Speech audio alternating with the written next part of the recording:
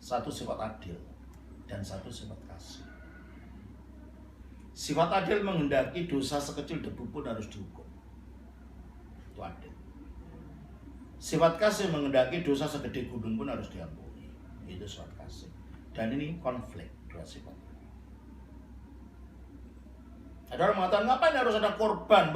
Allah kan bisa mengampuni. Oke, tapi adilnya di mana terus? Oke, dia bisa mengampuni tanpa korban, tapi adilnya di mana? Kalau Allah akan menghukum kamu, tidak ada pengampun, nah kasihnya di mana? Tidak bisa, dua-duanya harus balance. Maka supaya adil dan kasihnya ini bisa berjalan, harus ada cara. Caranya adalah dengan korban. Oleh karena itu ketika orang Israel berdosa, dia bawa korban itu ke hadapan imam, ditumpangkan tangannya ke atas kepala korban, dosanya diakui. Sehingga dengan demikian seolah-olah binatang ini menjadi pengganti dari orang yang berdosa ini, atau binatang ini yang memikul dosa yang berdosa ini. Sehingga ketika binatang ini disembelih, dosa orang ini yang diadili. Sehingga akhirnya orang ini tidak harus menanggung dosanya, dia tidak harus dibunuh, dia menginginkan pengampunan, itulah kasih. Maka dengan adanya korban ini, dua sifat Allah yang bertentangan ini diselesaikan. Keadilannya dijalankan dengan binatang disembelih, kasihnya dijalankan dengan jalan orang itu tidak usah mati. Orang itu mengampuni dengan pengampun. Nah itulah sebabnya mengapa harus korban. Agama tanpa korban, agama yang tidak membawa kepada keselamatan. Tapi kalau korban itu bukan korban penebusan, seperti korban dalam agama Islam, itu juga sama saja. Korban dalam Islam beda dengan korban dalam Alkitab. Korban dalam Islam yang ditemukan adalah dagingnya diberikan pada orang miskin. Korban dalam Alkitab adalah darah ini sebagai penebusan, ganti darah orang ini yang seharusnya secara hukum dibunuh. Nah, ini beda ya. Secara substansi beda antara korban dalam agama Islam dengan korban yang ada dalam Alkitab. Korban dalam Islam tidak ada konsep penebusan di situ. Hanya konsep meniru Abraham menyembelih anaknya Ismail, kata mereka. Itu kan, tidak ada bahasa korban, itu tidak ada di situ. Bahasa penebusan tidak ada. Nah oleh karena itu korbannya dalam Islam itu bukan korban yang ada dalam Alkitab. Tidak ada kaitannya dengan korban dalam Alkitab. Nah korban dalam Alkitab ini sudah diselesaikan, digenapi di dalam diri Yesus. Nah Yesus mati itu sebagai korban. Dia mengenakan tubuh kemanusiaan kita yang berdosa ini. Dan tubuh kemanusiaan kita yang berdosa ini digunakan untuk taat secara mutlak di atas salib. Inti dosa apa? Tidak taat. Kejadian 2 ayat 16-17.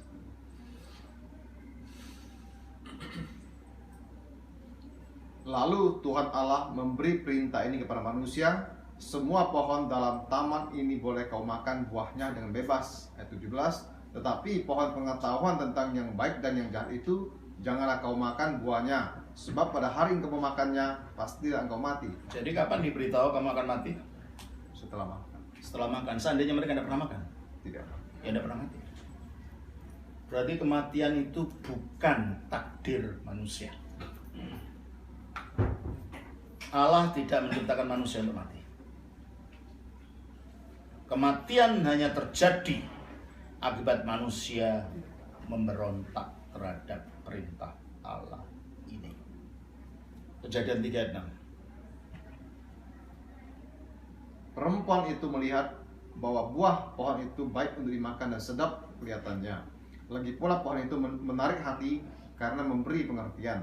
Lalu ia mengambil dari buahnya dan dimakannya dan diberikannya juga kepada suaminya yang bersama-sama dengan dia, dan suaminya pun mati. Ada orang mengatakan ini kesalahan perempuan. Enggak, kesalahan laki-laki. Kamu kan kepala keluarga.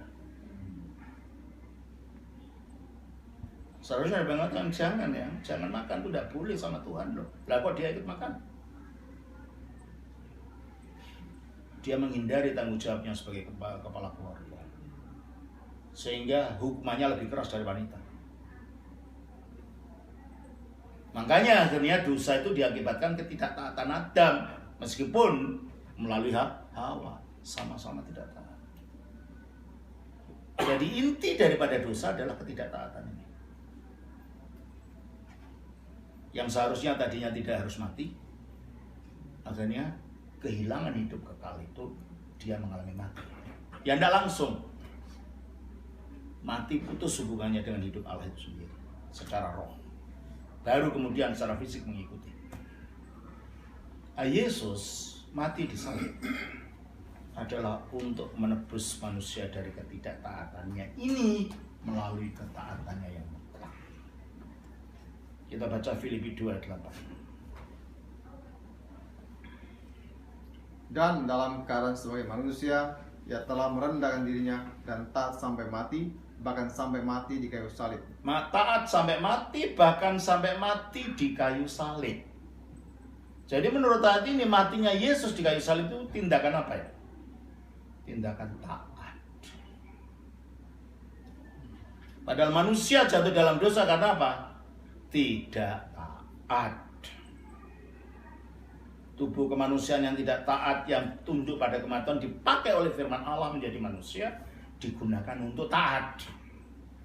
Jadi ketidaktaatan diapakan oleh Yesus? Dikalahkan melalui ketaatannya di atas salib. Disitulah dia mengalahkan dosa. Dan ingat, Yesus bukan hanya seorang laki-laki Yahudi yang mati di salib. Yesus adalah firman Allah yang menciptakan segala sesuatu yang menjadi manusia, sehingga di dalam kemanusiaannya ketika dia taat, taatnya menjadi taat yang universal, berlaku untuk semua manusia. Sebab yang taat ini adalah firman Allah yang universal. Yang taat di atas salib adalah firman Allah yang menjadi manusia, yang menciptakan segala sesuatu. Sehingga ketaatannya dalam kemanusiaannya menjadi ketaatan semua manusia. Yang demikian ketaatannya yang menghancurkan dosa ini berlaku untuk penebusan bagi semua manusia. Roma 5:19. Jadi sama seperti oleh ketidaktaatan satu orang. Siapa ini? Adam. Semua orang telah menjadi orang berdosa. Kapan dia itu? Waktu dia tidak taat pada perintah Allah. Terus? Demikian pula oleh ketaatan satu orang. Siapa ini? Yesus. Kapan? Disalib. Waktu disalib. Semua orang menjadi orang benar. Jadi kita harus tahu juga mengapa Yesus disalib. Mengapa Yesus lahir. Mengapa Yesus mati. Itu intinya kekristenan itu. Nah, sekarang kan diselewengkan dengan yang macam-macam. Dengan teori yang macam-macam akhirnya. Tidak kembali kepada inti. Intinya adalah Yesus telah mati, Yesus telah dikuburkan, Yesus telah bangkit. Itu intinya. 1 Korintus 15 ayat 3 dan 4. Sebab yang sangat penting, and protis dalam bahasa aslinya, pertama-tama. Ya. 1 Korintus 15 ayat 3 dan 4. Ya.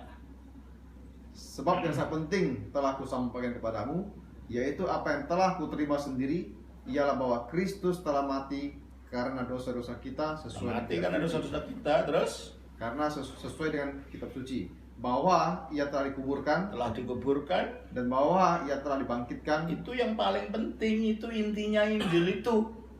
Bukan yang lain-lain. Bukan bahasa lidah, bukan perburuan, bukan itu, bukan. Itu kembangan. Bukan pokok. Yang lain-lain itu hanya kembangan saja. Dan kita selama ini disuap dengan kembangan-kembangan. bukan pada pokoknya Injil itu. Pokoknya Injil firman jadi manusia, mati disalib, dikuburkan, bangkit, itu intinya. Dan yang lain inilah penjabaran dari tiga hal ini. Itu sebabnya kristologi itu penting. Sebab pada akhirnya intinya kekristenan adalah Kristus ini, bukan yang macam-macam. 1 Korintus 3:11.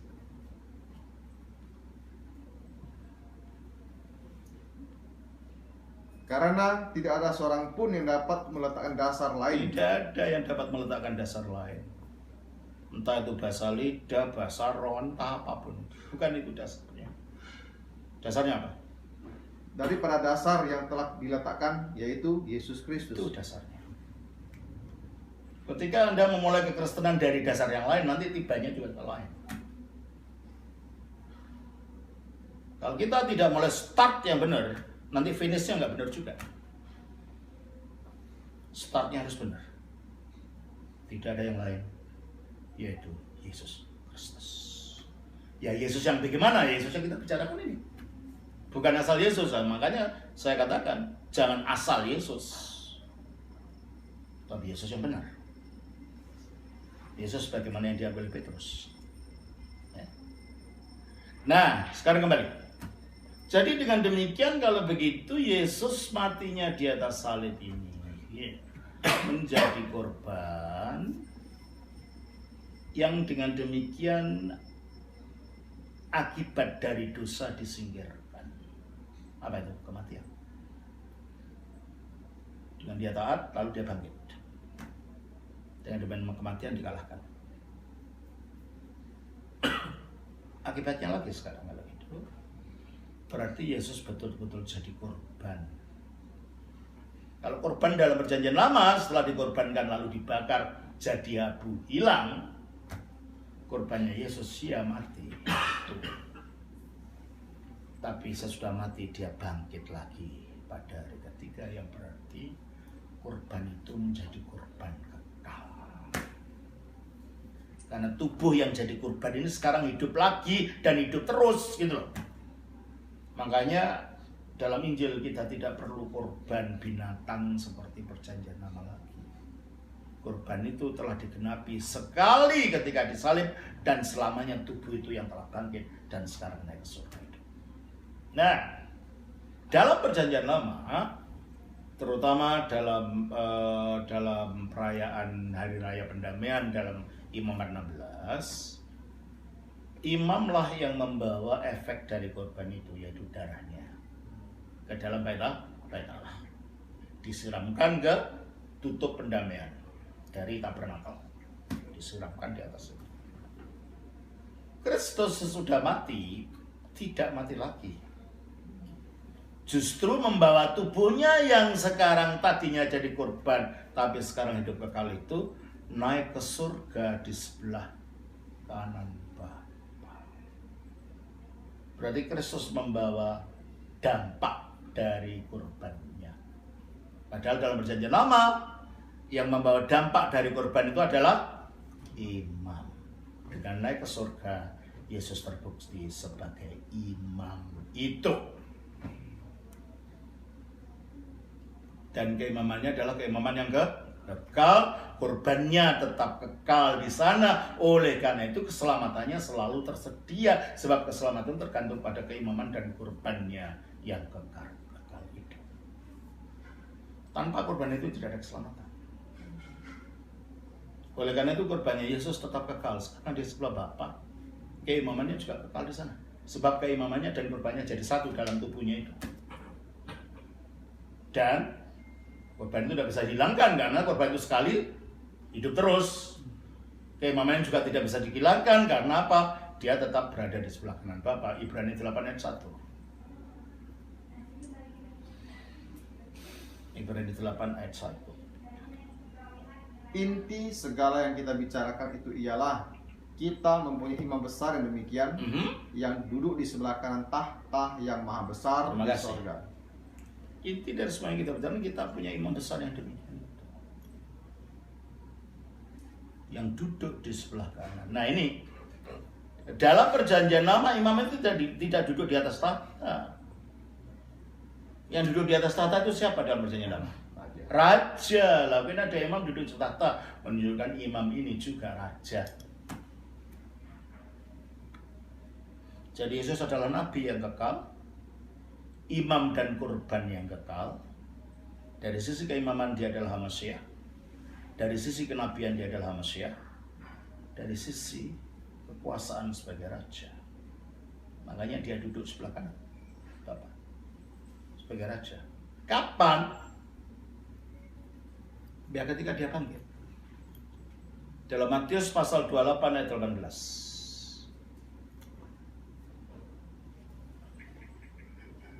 Yesus mendekati mereka dan berkata, "Kepadaku telah diberikan segala kuasa di sorga dan di bumi." Terima kasih. Kepadaku telah diberikan. Kalau diberikan berarti ada yang memberi. Siapa yang memberi? Bapa. Kalau gitu Yesus dan Bapa sama enggak? Enggak. Yesus yang diberi, Bapa yang memberi. Ya kadang-kadang saya nggak ngerti orang ini ngerti bahasa enggak gitu ya. Padahal ini sudah bahasa Indonesia, apalagi kalau bahasa aslinya lebih nggak ngerti lagi itu nanti. Mungkin karena ada ayat-ayat paralel. Paralel pun salah ngerti. Masa di perjanjian lama itu yang dimaksud dalam perjanjian lama sebagai Bapa, tapi dalam perjanjian baru itu adalah Yesus. Ya jangan bacalah perjanjian barunya dulu, bahasanya ini gitu. Bahasa yang ada dalam perjanjian baru ini loh. Bahasa yang ada mengatakan kepadaku telah diberikan. Kan jelas itu ya. Berarti ada yang memberikan. Walaupun Yesus bilang aku dan Bapa adalah satu. Satu dalam keilahian, bukan satu dalam pribadi. Ya. Romo, tapi bisa nggak berarti ini kan saat Yesus mengucapkan ini ketika Yesus masih ada di bumi. Sudah bangkit. Oh, sudah bangkit ini. Dia masih di bumi. Perintah untuk Iya kan mau naik gitu. Mau naik sebelumnya. Dia masih di bumi berarti ya? Iya. Tapi kan udah diberitahu bahwa dia akan menerima itu gitu kan. Ya. Mengenai aku dan Bapa itu satu ini banyak salah mengerti ayat ini. Coba baca 10 Yohanes 10 ayat 30. Yohanes 10:30. Aku dan Bapa adalah satu. Sebentar, dengarkan kata-kata bahasa aslinya. Ini banyak yang digunakan oleh para pengkhotbah untuk membuktikan Bapa dan Yesus itu sama saja. Saya baca ya dalam bahasa aslinya. Bunyinya begini.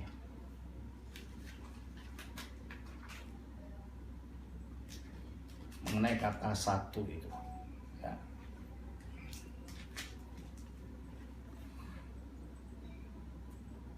Ego, aku, keopatir, dan sang Bapa, esmen kami adalah satu. Bukan aku adalah satu. Kami. Esmen itu kami. Dan kata yang digunakan adalah en.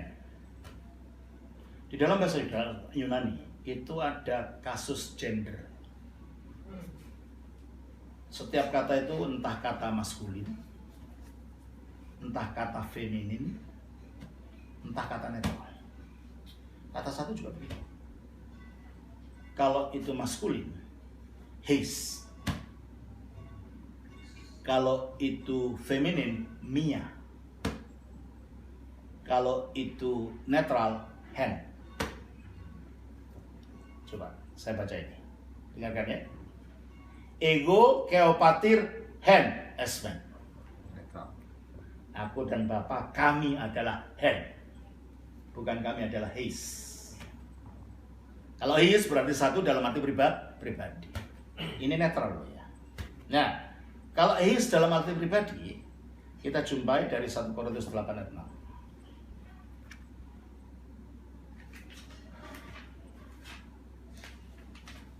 1 Korintus 8 ayat 6, tolong baca. Namun bagi kita hanya ada satu Allah saja. Hanya ada satu Allah. Ini ada kata satu juga ya.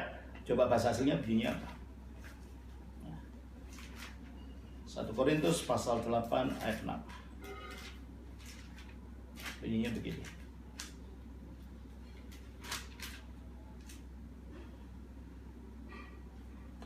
Al imin his theos opatir. Tetapi bagi kita Allah adalah Heis, satu. Nah, kalau memang yang dimaksud adalah Yesus dan Bapa itu sama, berarti satu pribadi. Seharusnya dalam Yohanes 10 ayat 3 itu, kata yang di 30 itu, kata yang digunakan adalah kata ini, Heis. Jelas ini ya? Di sana kata yang digunakan adalah Hen. Hen itu satu, secara ada sesuatu yang sama dengan Bapa dan Kristus, tapi yang netral, bukan bersifat pribadi. Kalau Yesus dan Bapa adalah sama, berarti pribadi kan? Berarti karena itu bentuknya bentuk kata maskulin, seharusnya bentuk satunya juga maskulin, Heis. Tapi dalam Yohanes 10 ayat 30 menggunakan kata Hen. Satu dalam apa? Satu dalam hakikat keilahian. Ya, Bapa dan Yesus satu dalam hakikat keilahiannya. Sama kata-kata saya adalah satu dengan saya dalam hakikat kedirian saya. Apa yang ucap dalam mulut saya sama dengan apa yang ada dalam pikiran saya. Tapi kata-kata saya bukan wujud saya yang pakai jubah ini. So, kalau kata-kata saya adalah wujud saya, yang digunakan kata Heis tadi. Ya. Menarik ini ya, ketika tadi Romo bilang apa yang Romo ucapkan itu adalah merupakan diri Romo sendiri. Tetapi dalam yang Kristus ini, ketika banyak yang begini Romo, jadi bilang bahwa ketika Yesus yang keluar dari mulut Allah itu firman Allah adalah Kristus. Nah ini kenapa disebut pribadi? Kenapa nggak disebut, bisa dibilang manifestasi? Sebabnya ketika Kenapa? Karena ternyata firman-Nya Allah itu namanya dalam bahasa Yunani hipostasis, mempunyai realita konkret yang dapat dikasih oleh Allah. Coba kita baca dalam Yohanes 17 ayat 24. 17:24. Jadi istilah pribadi jangan disamakan dengan pribadinya manusia. Istilah pribadi ini sebenarnya bahasa aslinya hipostasis, artinya realita konkret. Beda dengan kata-kata saya, wujudnya hanya suara. Kata-katanya Allah ternyata punya hidup, punya realita konkret. Coba kita baca dari Yohanes 17 ayat 24. Ya Bapa, aku mau supaya dimanapun aku berada, mereka juga bersama-sama dengan aku, mereka yang telah Engkau berikan kepadaku, agar mereka memandang kemuliaanku yang telah Engkau berikan kepadaku, sebab Engkau telah mengasihi aku sebelum dunia dijadikan. Ya, Engkau telah mengasihi aku. Kalau wujudnya hanya suara, gimana bisa dikasih? Ya toh? Kapan? Sebelum dunia dijadikan. Bukti kalau begitu Yesus dan Bapa beda. Karena dia dikasih oleh Bapa. Kasih selalu membutuhkan, malah tiga sebenarnya, bukan dua. Yang ngasih, yang dikasih, dan semangat cinta kasih. Tiga unsur ini hilang, ya tidak ada kasih itu jalan. Suami dan istri. Yang mengasihi suaminya ada, istrinya mati. Bisa kasih ini jalan? Tidak bisa. Yang ingin dikasih istrinya ada, suaminya mati. Bisa jalan kasih? Tidak. Yang ingin mengasihi dan ingin kasih ada, tapi dingin dua-duanya. Semangat cinta kasih tidak ada. Bisa jalan? Tidak bisa. Oleh karena itu, karena sejak dunia belum dijadikan, Bapa mengasihi Firman waktu itu belum bernama Kristus, ya. Berarti Firman punya identitas. Firman mempunyai realita nyata, realita konkret, mempunyai kehidupan yang berasal dari Bapa juga. Coba kita baca di dalam Yohanes 5:26. 5:26. Sebab sama seperti Bapa mempunyai hidup dalam dirinya sendiri, demikian juga diberikannya anak mempunyai hidup dalam dirinya sendiri. Jadi firman-Nya Allah itu firman yang hidup, bukan hanya suara. Karena hidupnya Bapa juga berada dalam anak ini.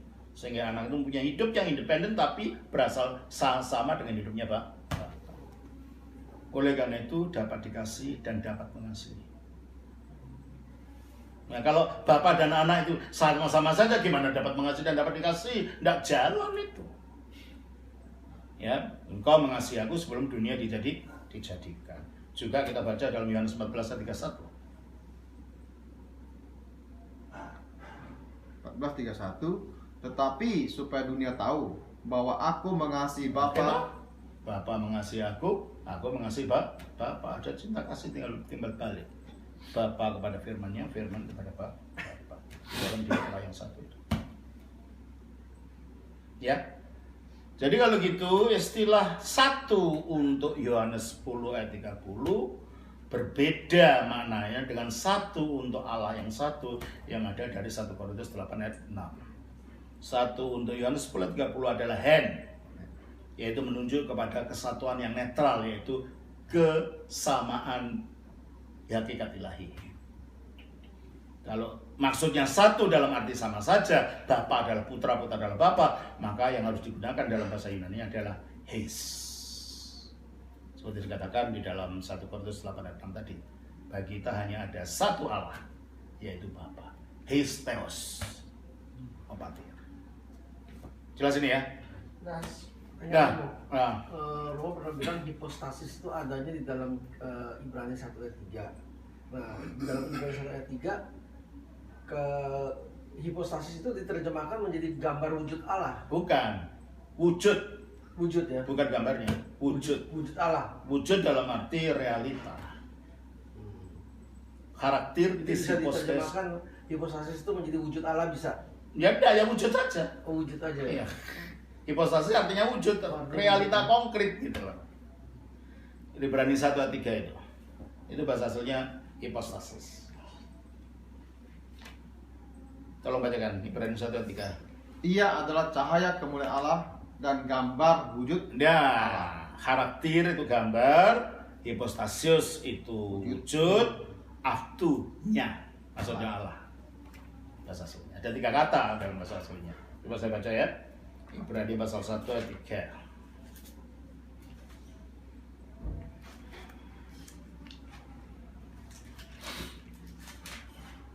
Habis ini boleh break dulu, Romo, sebentar. Iya, iya. Oson yang adalah apafgasma. Apa ya kalau bahasa Indonesianya itu? Kegemilangan yang memancar. Apafgasma. Kegemilangan tisdoxis, dari kemuliaan ke karakter, gambar tepat, seperti gitu. Jadi kalau kita punya stempel, kita tanam pada kertas, itulah karakter. Nah, Yesus itu karakternya Allah, gambar tepatnya Allah. Ya, menurut ayat ini, karakter tis ipostasius aftu, gambar tepat tindisan dari keberadaan Allah, dari wujudnya. Jadi kalau kita melihat Yesus, kita melihat Allah karena dia tindisan tepat dari Allah. Gambar tepat dari Allah. Ada hubungannya nggak dengan waktu penciptaan manusia diciptakan menurut gambar dan rupa Allah? Menurut manusia bukan gambar Allah. Menurut gambar. Berarti waktu itu kan Allah masih roh. Iya, gambarnya Allah ya roh juga. Firman itu gitu loh. Tapi maksudnya firman juga itu. Ya iya, memang itu firman. Jadi manusia diciptakan menurut gambarnya Allah, yang gambar Allah itu adalah firman-Nya ini. Nah, firman sebelum jadi manusia ya bukan tidak berwujud manusia. Jadi kita diciptakan menurut firman Allah juga bisa. Kita diciptakan dengan pola kita adalah firman itu. Itulah sebabnya ketika ada kerusakan, firman yang turun untuk membenahi. Karena pola kita adalah firman itu. Jelasin ya. Jadi kembali kepada pembicaraan kita semula, Yesus Kristus setelah kebangkitannya, dia diberi kuasa oleh Bapa atas surga dan bumi, yang berarti kekuasaannya kekuasaan mutlak, karena bukan hanya di bumi, di surga. Padahal surga itu alam kekal. Kalau dia harus menjadi penguasa di surga, dia harus kekal pula. Tidak mungkin yang tidak kekal menjadi raja surga, penguasa di surga. Nah, kalau dia diberi segala kuasa, maka gelarnya adalah Sang Maha Penguasa. Dengan kata lain, Tuhan. Jadi kalau itu yang mengangkat Yesus jadi Tuhan siapa? Bapa. Kisah Rasul pasal 2 ayat yang ke-36.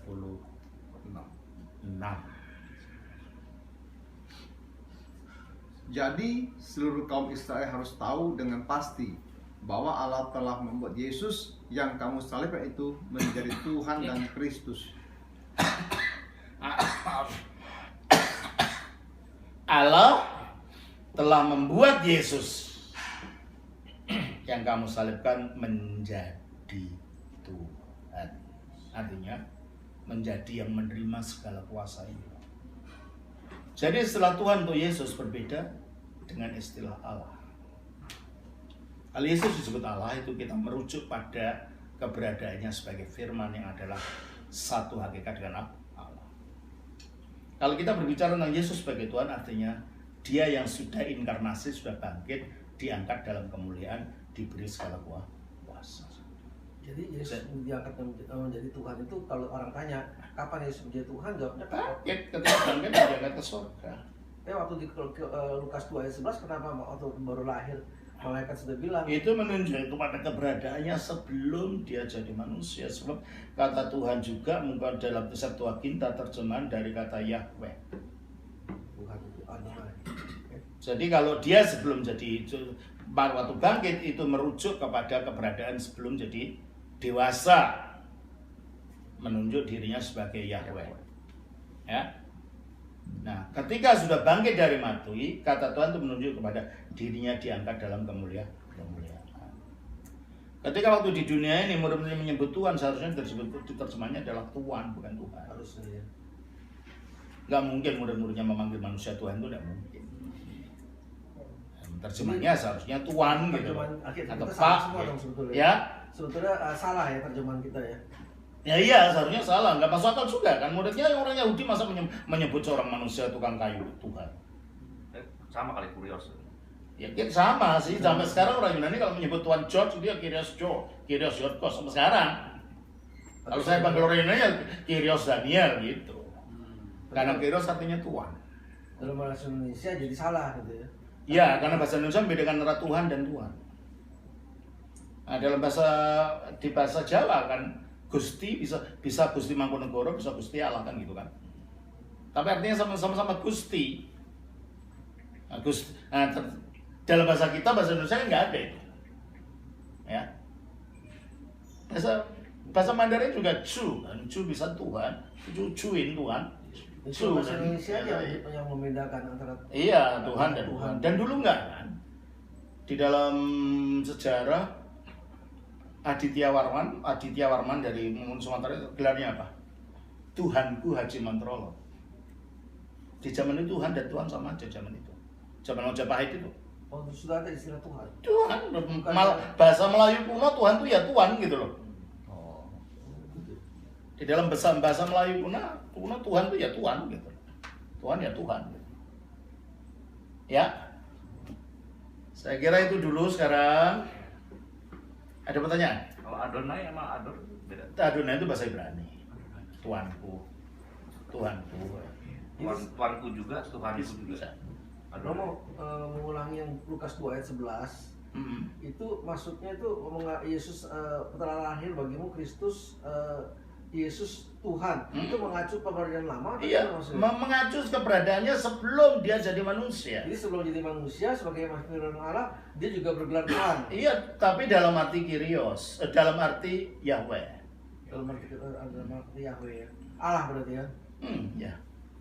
Karena Yahweh itu ya Bapa, Putra, Roh Kudus sekaligus gitu loh. Nah, terus ada perkataan di Yohanes 17 ayat 6, ayat 11 12 kan yang berkata Yesus berkata kepada namamu Bapa yang telah Engkau berikan kepadaku. Iya, kalau namanya Bapa itu Yahweh, berarti Yesus yang punya nama Yahweh itu sekarang. Makanya dia menjadi penyataan Yahweh itu. Karena siapa melihat aku, dia telah melihat Bapa. Jadi sekarang kesimpulannya kalau orang tanya Allah kita namanya siapa? Kita bilang Yesus atau bilang Yahweh? Ya enggak lah, kita katakan Bapa. Nama Yahweh itu hanya digunakan dalam perjanjian lama, dan nama itu sekarang di dalam Yesus. Jadi kalau kita bilang orang tanya nama Allah kita, masa kita bilang Bapa? Ya Bapa. Bapa kan bukan Bapa, Putra, Roh Kudus untuk lengkapnya. Tritunggal itu. Satu nama.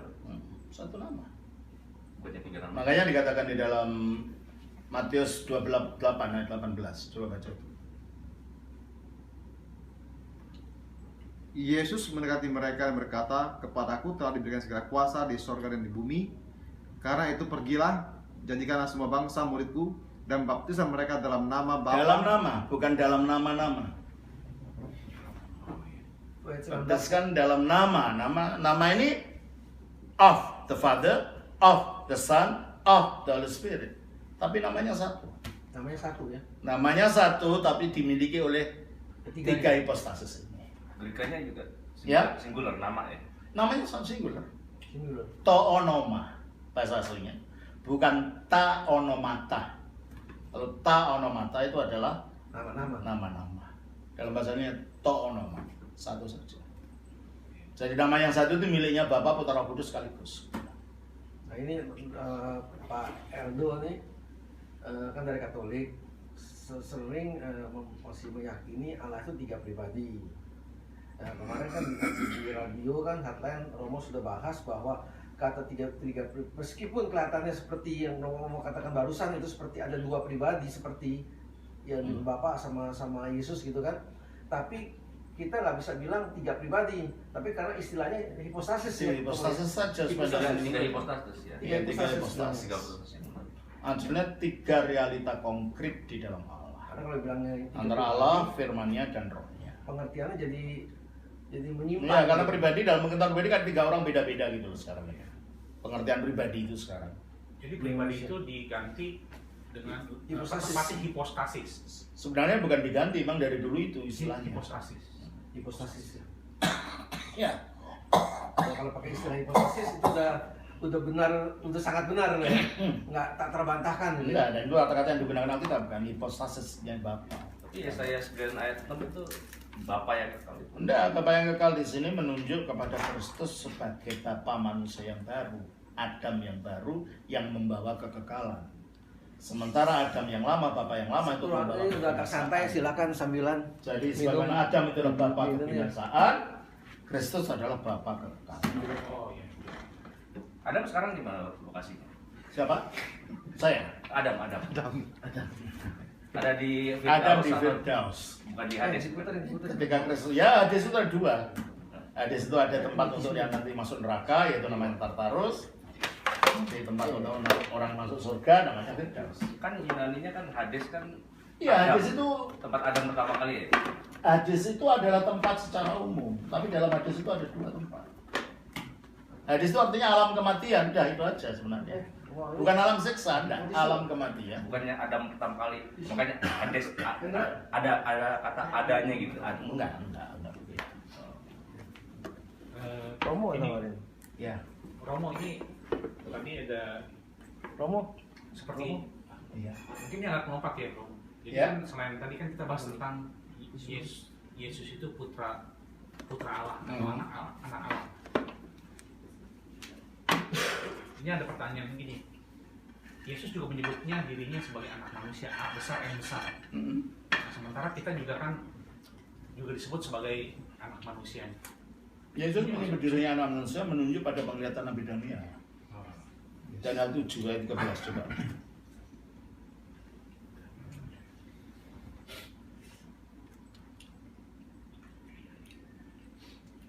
Jadi keselamatan kita bisa hilang nggak Romo? Ya, Itu dijawab. Keselamatan kita bisa hilang nggak? Kan keselamatan itu artinya nanti menunjuk panjang lagi nanti. Banyak.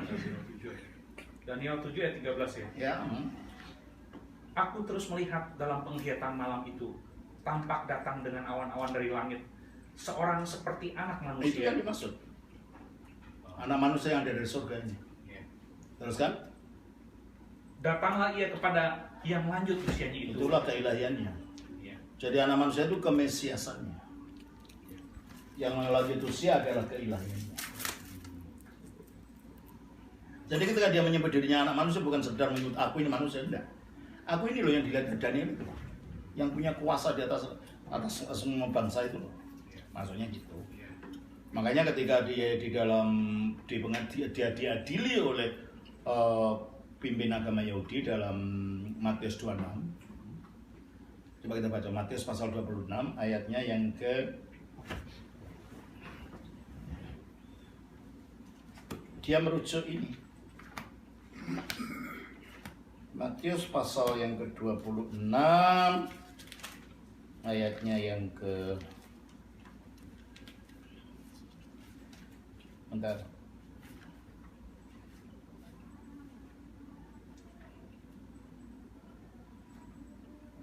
Ayat 63 64. Tolong bacakan. Tetapi Yesus tetap diam. Lalu kata imam besar itu kepadanya, "Demi Allah yang hidup, katakanlah kepada kami, apakah engkau Mesias, anak Allah atau tidak?" Ayat 64, jawab Yesus, "Engkau telah mengatakannya.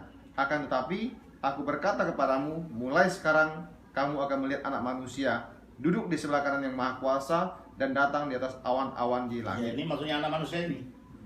Dia kan merujuk Daniel pasal 7. Dan apa? Reaksi dari pemimpin agama Yahudi, apa yang dikatakan?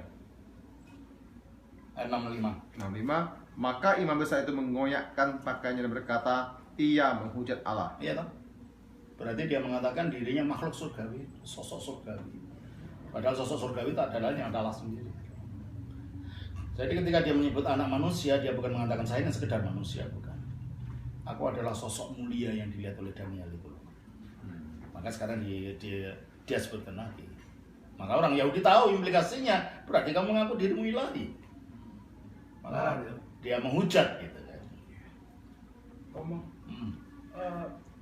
Yesus itu kan mempunyai kuasa ya untuk mencabut nyawanya sendiri kan. Apakah dia mempunyai kuasa tuh untuk menghilangkan rasa sakit gitu? Enggak. Dia harus rasakan sakit itu karena itulah tujuan daripada dia menjadi korban. Harus merasakan sakit. Sebab kalau dia nggak sakit, korbannya untuk apa? Tidak bermakna itu. Korbannya harus menanggung rasa sakit itu juga. Gitu. Berarti Yesus sebelum disalib pun dia tahu, dia takut. Ya tahu lah, makanya dia sampai darahnya keluar itu sebagai manusia dia merasakan ketakutan manusia. Kan dia berdoa sampai darahnya keluar kan. Karena menahan itu rasa takut itu sebagai manusia. Selama di dunia ini Yesus itu ada roh Bapa nggak di dalam? Ada apa? Roh Bapa. Dia satu dengan Bapa, bukan rohnya Bapa. Dia satu dengan Bapa. Oke, waktu dia disalib masih ada roh Bapa nggak? Waktu dia mati gitu. Sejak reinkarnasi dia tidak pernah pisah dari Bapa. Termasuk Ketika dia mengatakan Eloi Eloi lama sabachthani, bukan Allah meninggalkan dia sedang menyatakan aku sedang menggenapi Mazmur 22. Ya. Jadi Yesus punya roh dua ya? Ya rohnya manusia dan roh keilahian yang satu dengan Bapa dan Roh Kudus. termasuk waktu masuk ke Iya, alam maut, tetap. roh Bapa ikut. Bukan roh Bapa ikut. Dia tetap satu dengan Bapa. Yang turun ke bawah ya kemanusiaannya, roh kemanusiaan. Yang turun ke alam maut tuh Karena Bapa tidak menjadi manusia. Bapa tidak turut jadi manusia. Makanya waktu Yesus disalib dibaptis, apa yang kedengaran? Apa yang dari langit? Apa Bapa keluarnya dari dalam air? Enggak kan? Bapa tetap Di surga. Berarti biarpun dia menjadi manusia, dia tetap satu dengan Bapa. Itu membuktikan Bapa tidak kehilangan firman ketika firmannya jadi manusia. Makanya Bapa masih bisa ngomong. Berarti Yesus sejak waktu merebut kunci maut itu tetap bersama Bapa. Ada Bapa juga pas kejadian. Iya dia tetap satu dengan Bapa, tidak pernah pisah. Tapi Bapaknya bukannya jadi manusia. Tetap ada. Iya. Bukan berarti ada dua Bapak-bapak. Enggak. Romo satu lagi di ada penafsiran tentang 10 perkataan itu, salah satunya Eloi lama sabachthani. Ketika itu Yesus menanggung dosa manusia, semua dosa manusia. Pertanyaannya gini Romo, ketika Yesus mengucapkan kata-kata itu, ada tafsiran ya, ini mungkin Romo coba bisa tolong di pendapatnya. Ketika itu Yesus mengatakan itu, jadi Bapa melihat memalingkan wajahnya karena sosok Kristus ini sudah menanggung dosa seluruh manusia, sehingga Kristus yang ditakutin adalah berpisah dengan Allahnya gitu. Allah tidak pernah berpisah dengan Kristus. Kenapa? nggak pernah berpisah. Bapa tidak pernah berpisah dari firman-Nya. Berarti itu tafsiran mungkin kurang nggak tepat ya dok. Dia mengucapkan hal itu adalah mengutip Mazmur 22. Coba baca. Ayat 1. Ayat 1 dan 2. Masuk Roh Kudus juga tetap bersama. Iya, Bapa Putra Roh Kudus itu satu, nggak pernah Dimanapun pisah-pisah. di alam maut. Allah mengapa? Kata pisahkan. Tolong bacakan. Iya. Allahku, Allahku, mengapa engkau meninggalkan aku? Ya, dia mengucapkan doa ini untuk membuktikan bahwa sedang menggenapi ayat 16-17. Ayat 16-17.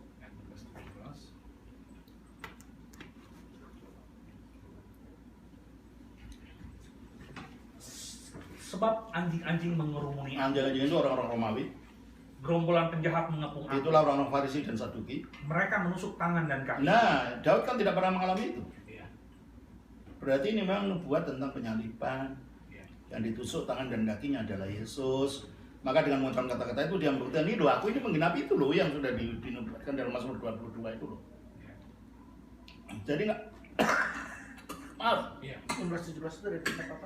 Dari Mazmur. 16-17. Mazmur 16. Jadi tidak usah dibuat teori yang macam-macam yang mulu-mulu malah bingung sendiri. Iya, iya. Dia hanya sedang menggenapi pasal ini gitu. Iya, iya. Kalau orang Yahudi kan dia bilang bukannya menusuk, tapi ya cakar atau apa. Terjemahan Ibrani. Nggak tahu kalau ada bahasa Ibrani nanti saya lihat. Tapi ini adalah memang Mazmur penyaliban, nubuat penyaliban. Iya. Dan digenapi seperti apa adanya. Iya. Jadi ini seolah Kristus menyebut Mengatakan aku sudah menggenapi ini loh. Iya. Oke. Makasih. Yesus menginjili orang mati nggak pas di alam? Ya dia menyatakan kemenangannya kepada roh-roh dalam penjara yang dalam 1 Petrus 3 ayat 18 itu dikatakan rohnya umatnya Nuh. Hanya yang 8 orang itu. Dianya enggak, umatnya Nuh bukan keluarganya Nuh, keluarganya kan tidak masuk neraka. Umatnya Nuh yang tidak mau percaya waktu itu. Tapi ini ada orang mengatakan bahwa orang mati bisa diinjili, tidak bisa itu. Sebab kata yang digunakan ekiriksen itu adalah memberitakan dalam bentuk kata kerja namanya auris. Auris itu sesuatu yang telah lampau yang kejadian sekali saja dan tidak terulang lagi. Jadi itu nggak bisa menggunakan ayat itu mengatakan penginjilan untuk orang mati, orang yang matinya masuk ke Roma itu lalu diinjili. Pak Samudra, Indra Samudra yang dari Cirebon itu ajaran salah itu. Menafsirkan secara salah. Coba baca dalam 1 Petrus pasal 3 ayat 18 sampai 19. 3 ayat 18 sampai 30 lah. 3. Mas hidup atau udah meninggal Pak Samudra itu? Udah meninggal. Udah meninggal ya? Daniel Samudra. Karena dia injilin saya di dalam ini saya tolak dia. Nggak ada mati dong. Oh, umur berapa tuh meninggal? Udah tua, 70 lebih kan? Udah tua ya? Ya? Udah tua. Iya, dulu tahun 70-an sih saya tahunya, saya masih muda, masih remaja ya masih. Tapi dia masih bergerak di persekutuan doa. Tolong bacakan. 1 Petrus 3 itu. 1 Petrus 3 ayat 18-20.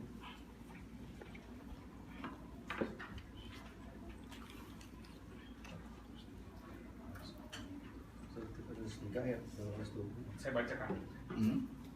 Sebab juga Kristus telah mati sekali untuk segala dosa kita. Ia yang benar untuk orang-orang yang tidak benar, supaya ia membawa kita kepada Allah. Terus? Ia yang telah dibunuh dalam keadaannya sebagai manusia, Terus? tetapi yang telah dibangkitkan menurut roh. Dan di dalam roh itu juga ia pergi memberitakan Injil kepada Nah, kata roh-roh. memberitakan Injil ini bahasa aslinya adalah ekiriksen. Ini adalah bentuk kata past tense, auris namanya. Ya. Kiriksen itu dari kiriso itu memberitakan orang ketiga tunggal masa lampau yang tidak terulang kembali. Ini artinya ayat ini. Jadi kalau menggunakan ayat ini mengatakan sekarang pun sudah orang bisa menginjili. Kiriksen ini adalah satu orang, jadi ini hanya berlaku untuk Kristus yang melakukan kepada orang lain. Dan ini pun terjadinya di masa lalu yang tidak terulang kembali menurut tata bahasa. Jadi hati-hati memang kalau menafsirkan hanya dari bahasa Indonesia, tidak kembali kepada bahasa aslinya, bisa keliru seperti itu. Dan berapa banyak orang yang diajar oleh Pak Andreas ini dulu. Dulu masih remaja sih, waktu beliau masih ada. Jadi otomatis kalau kita bisa bilang ajaran ini kalau memang tidak tepat, berarti begitu banyak orang yang Iya, keliru kan? Keliru. Dan itu akhirnya nggak bedanya dengan jin yang diislamkan itu. Orang masuk kerasukan jin terus diislamkan. Bedanya apa kan? Ada kan yang di YouTube itu kan? Ada orang kerasukan jin, katanya jinnya jin kafir, lalu kiainya itu diislamkan. Lo bedanya dengan itu apa? Itu nggak ada dalam ajaran Alkitab gitu kan. Kalau purgatori apa? Ya, purgatori itu adalah perkembangan abad pertengahan ya, yang diperkembangkan dalam gereja Katolik, terutama oleh Thomas Aquinas, yang secara dasar Alkitabnya itu sangat tipis. Itu lebih bersifat filsafat daripada bersifat Alkitabiah. Oleh karena itu ajaran itu sebelum itu tidak ada ajaran itu. Itu ajaran baru yang muncul dalam gereja Roma Katolik. Bukan berasal dari zaman purba. Bidat ya? Ya? Jadi bilang bidat ya? Ya tidak Alkitabiah gitu aja.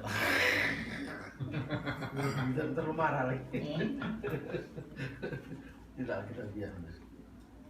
Gitu. Romo, kalau kan tadi Romo bilang nama Allah itu Bapa, Anak, Roh Kudus. Kalau orang tanya ayatnya yang mana dasarnya? Ya tadi. Matius 28 ayat 19 itu. Iya kan, baptiskan dalam nama. Tapi nggak dibilang namaku kan atau nama Iya Allah. nama Bapa, Putra, Roh Kudus. The name of. Nah, oke. Sekarang nama Allah, nama Anak, nama Roh Kudus. Terus siapa? Yesus bukan? Udah dibuka belum? Namanya. Perjanjian baru tidak menyebut nama itu apa. Itu perjanjian lama. Dan itu pengaruh daripada orang-orang Mesianik gitu loh yang memerlukan harus disebut namanya. Tapi begini Pak, Bapak atau Anak itu kan sebetulnya bukan nama kan? Sebetulnya kan? Itulah hipostasis yang namanya itu sebutannya seperti itu. Namanya udah dibuka. Sebab bagi kita yang perlu bukan nama itu, karyanya apa gitu loh. Emangnya kalau ada nama itu terus kita tidak selamat. Tapi kalau Yesus itu nama siapa? Yesus itu nama manusia yang diberikan oleh malaikat Gabriel kepada Maria dan Yusuf. Bukan nama Ketika Firman jadi manusia diberi nama manusia. Mungkin kalau di Jawa nanti namanya Suparman gitu loh. Jadi bisa berarti nama Kristus ya Yesus dong, udah jelas dong Kristus. Ya iya, Yesus itu adalah nama manusianya, Kristus nama gelarnya sebagai Mesias gitu loh. Tapi nama pribadinya Elohim. Ya Yesus itu sebagai manusia ya, sebagai manusia. Surga itu ada namanya. Ya? Kita belum tahu tapi di surga yang di surga sekarang ini namanya apa? Kita udah tahu atau belum tahu? Ya bisa disebut Yesus Kristus kan dia masih pakai tubuh manusia. Ya nama manusia masih dipakai. Kan sering dikatakan siapa yang berseru pada nama Tuhan dia akan diselamatkan. Nah, dia nama Tuhan. Ya itulah sekarang menggunakan nama Yesus ini karena itu nama yang dinyatakan. Jadi kita nama Ya Yesus Kristus. yang diserukan itu nama Yesus berarti Iya. ya. Coba kita baca ya Filipi 2 ayat 9 Oh, iya, betul. sampai 11. Supaya dengan nama itu semua orang bertekuk lutut. Sebenarnya nama Tuhan itu ya, itu nama gelarnya itu. Kita baca dalam Filipi 2 ayat 9 dan 11. Itulah sebabnya Allah sangat meninggikan dia dan mengaruniakan kepadanya nama di atas segala nama. Terus Supaya dalam nama Yesus bertekuk lutut segala yang ada di langit dan yang ada di atas bumi dan yang ada di bawah bumi. Dan segala lidah mengaku Yesus Kristus adalah Tuhan bagi kemuliaan Allah Bapa. ya, Yesus, Tuhan Yesus gitu loh. Jadi ini loh namanya kalau kita bilang. Iya, Tuhan Yesus. Kalau baptis di dalam nama Tuhan Yesus saja sama lah. Ya tidak bisa. Ada nama Bapa, Anak, Roh Kudus ya. Apa anak Roh Kudus? Karena di dalam Kisah Rasul, baptis dalam nama Yesus itu bukan formula. Karena bentuknya beda-beda. Coba kita lihat dalam Kisah Rasul 2 ayat 38.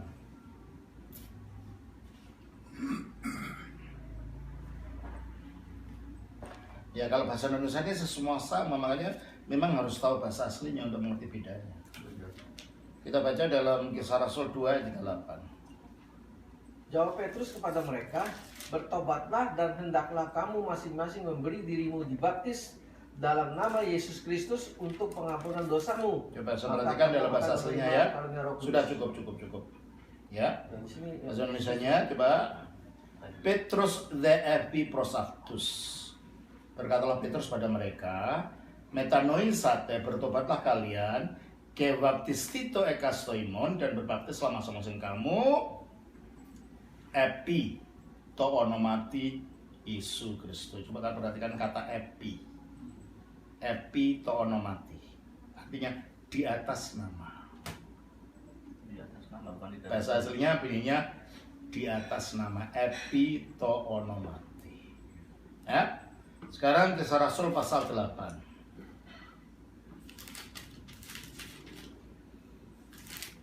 Kisah Rasul pasal 8. Tolong teleponkan Romo Yakobus. Mulai jam berapa? Kisah Rasul pasal 8 ayatnya yang ke 17. Tolong bacakan. Kisah Rasul 8 ayat 17. Kemudian keduanya menumpangkan tangan di atas mereka, lalu mereka menerima Roh Kudus. Atau mulai ke ayat yang ke 13 dah. 13. 13 ya. Simon sendiri juga menjadi percaya, dan sesudah dibaptis, ia senantiasa bersama-sama dengan Filipus dan takjub ketika ia melihat tanda-tanda dan mujizat-mujizat besar yang terjadi. Terus Ayat 14, ketika rasul-rasul di Yerusalem mendengar bahwa tanah Samaria telah menerima firman Allah, mereka mengutus Petrus dan Yohanes ke situ. Terus Ayat 15, setibanya di situ, kedua rasul itu berdoa supaya orang-orang Samaria itu beroleh Roh Kudus. Sebab Roh Kudus belum turun di atas seorang pun di antara mereka, karena mereka hanya dibaptis dalam nama Tuhan Yesus. ya, kata aslinya istonoma. Yang tadi Kisah Rasul 238 epitonoma. Nomati. Jadi eis itu artinya masuk ke dalam nama. Epi itu di atas nama. Dalam bahasa Indonesia dodanya diterjemahkan ke dalam. Dan itu keliru. Karena bunyinya bahasa aslinya beda sekali. Epitonoma sama eistonoma. Pasal 10. Pasal 10 Kisah Rasul ayatnya yang 44. 44. Ya.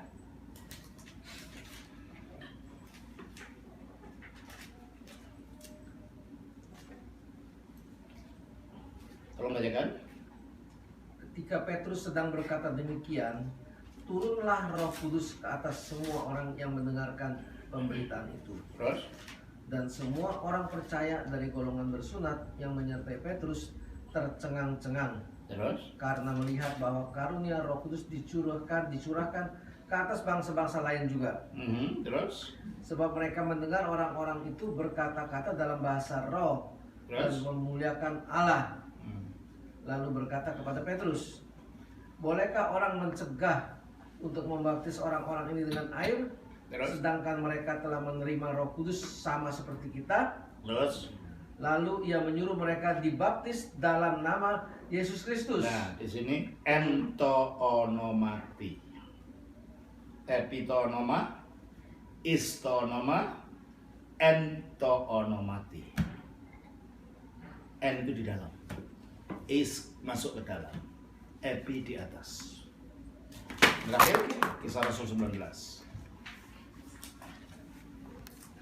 Nah, kalau ini formula, mengucapkannya gimana?